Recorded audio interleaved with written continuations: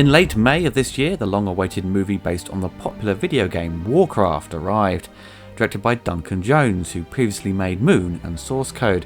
The WARCRAFT movie has been planned for years, with originally Sam Raimi attached, but Duncan later replaced him in January of 2013. Now, I'm a huge fan of fantasy movies. I watch the Lord of the Rings films every Christmas, so I have no problem watching a film dominated by orcs, wizards and knights.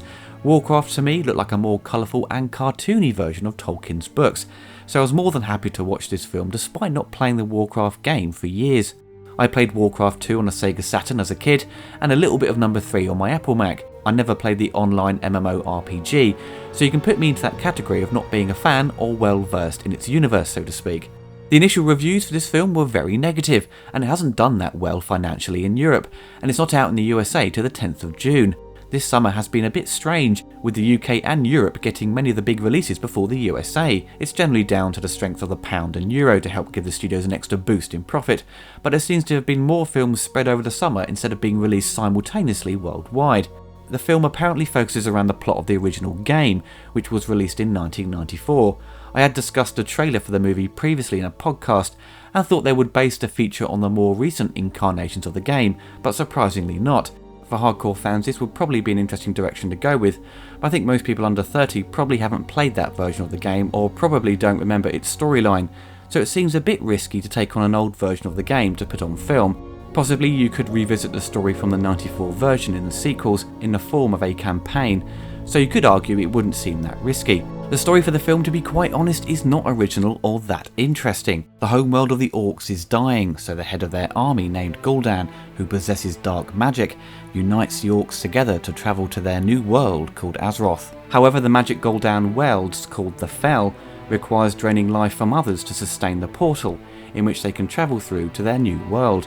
Only a small clan get through the portal before it closes, and they need to capture more prisoners to sacrifice to bring the rest of the orc army through. Duratan, the chieftain of the Frostwolf clan, his pregnant mate Draka and his friend Doomhammer all join in their first attack, but Duratan is having doubts about their leader Gul'dan, who believes his powers will ruin this new world like their own, and wants to form a rebellion against him. The military leader of Azeroth hears reports of the local towns being raided. He bumps into a mage, which is basically a wizard, called Khadgar, who notices the villagers were killed by the Fel. Khadgar persuades Lothar and the King of Stormwind to consult his guardian about the Fel. They head out to investigate the villages that were attacked, and along the way they are attacked by the orcs. They fend off the ambush and capture a prisoner, Garona, a half-orc and Gul'dan's slave. She makes an agreement with the king in exchange for her freedom. She has to help them find the orc camp and uncover Gul'dan's plans. Khadgar learns along the way that Gul'dan could not have opened the portal on his own, and believes he had help from someone else in Azeroth. Now, the story is not complicated, but you get lost pretty much from the get-go if you have no idea about the games. The film doesn't familiarise the viewer with its world. It doesn't have a strong prologue to set up its universe to say who is who and what is going on, which is one of its major problems. Lord of the Rings has a wonderful prologue to set up the ring and who are the good guys and who are the bad. If you are not familiar with Tolkien's work, it doesn't matter, it explains it clearly and effectively. WARCRAFT expects you to know what is going on. It feels like you've stepped into a movie halfway through. You could argue, well, it's for the fans only, so they would know who the characters are, the locations, and the references made throughout, but it would seem logical to make it appeal to a wider audience so the movie would gain a bigger market share. The film studios want to maximise their profits. They are going to want to get as many people into the cinema as possible. So because you're not given any heads up or help to understand what's going on, you just don't care about the story and the characters. It creates dramatic moments to gain an emotional response from you, and you're just left cold because you are not invested in what's going on. The film has incredible visual effects. It probably has some of the best motion capture work around. Its production design is solid, the score does a great job, and Duncan Jones makes fantastic use of the CinemaScope lens. He really makes an effort with his compositions, and he doesn't just shove the camera in the actors' faces constantly, and has establishing shots to set up the next scene. Take note, Zack Snyder. But in the end of the day, all those lovely visuals and props aren't going to save the movie from being uninteresting and, quite frankly, boring. It does inject some nice humour here and there, but it seems so out of place.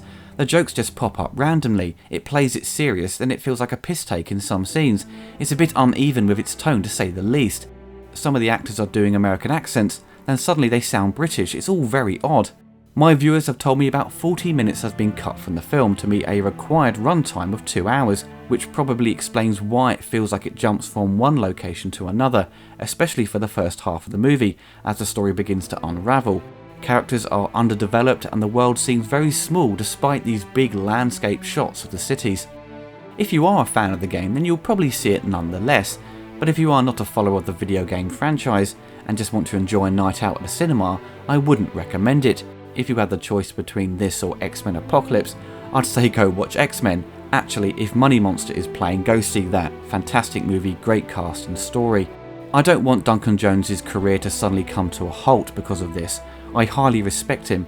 It's his first hiccup and I think there is a good movie in there, but it's been heavily compromised in the final edit, and what we are left with is a mangled movie that fails to keep you invested. I went into this film with no high or low expectations. I just wanted to be entertained and be surprised. I secretly wanted it to be really good because I have faith in Duncan Jones. The first reviews made me worry a little bit, but after viewing it I kind of agree with the negative backlash towards it. As we've all seen with movies based on video games, they have all really failed to live up to expectations. Mortal Kombat in 1995 has seemed to fare the best out of the bunch, but even the crap ones like Street Fighter the movie and Super Mario Bros. Can still be enjoyed despite their crappiness. They have that schlock appeal, whereas Warcraft in its current state just lacks that fun factor, but is highly polished. It's probably the most expensive video game adaptation ever made, clocking in at $170 million, and so far made only half its money back, so currently it's a box office bomb. The whole experience for me was like watching something and having no idea what's going on. You're just seeing stuff happen on screen. To make a movie solely dedicated to hardcore fans of a particular game seems like a huge risk considering the huge amount of money they've thrown at it. I also feel that maybe the movie has arrived too late. I think Warcraft hit its peak in popularity a few years back. I didn't get a sense that this movie was highly anticipated. It just seemed like another movie added to that summer schedule of big budget blockbusters. I think even fans of the game will be disappointed. We all act blind to a movie's faults because we just love the source material. I've been guilty of that in the past. I can look past a movie's major faults and still enjoy it, and I'm sure some fans will still get a kick out of watching Warcraft, but I'm certain there will be a large majority that will be unimpressed with its story and not be wholly satisfied. Maybe the director's cut, if it turns up on Blu-ray, will correct some of the problems, but in its current state, it's not recommended viewing. I'd give it a rating of 2 out of 5.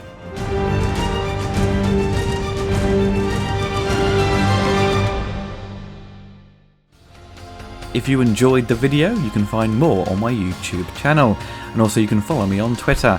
If you want to help support the channel, you can donate through Patreon and receive monthly perks such as updates on the latest news on my channel, early access to reviews and commentaries before they go live on YouTube. Even the smallest donation can help keep this channel going. Thank you.